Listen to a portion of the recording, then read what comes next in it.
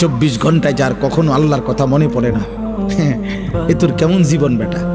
তুই কিসের মুসলমান?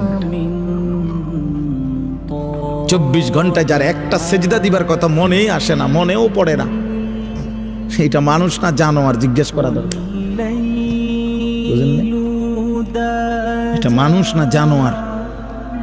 জিজ্ঞেস করা দরকার।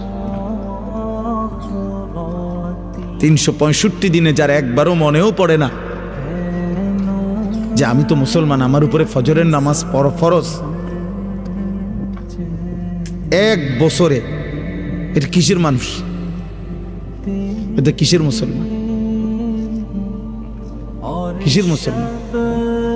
ভাত খায়, ঘুম যায়, পেশাব পায়খানা করতে, তো এগুলা তো সকলেরই পূরণ হয় বেটা। দুনিয়া ভোগ করে, আরে তো দুনিয়া তো জানোয়ারও ভোগ করে,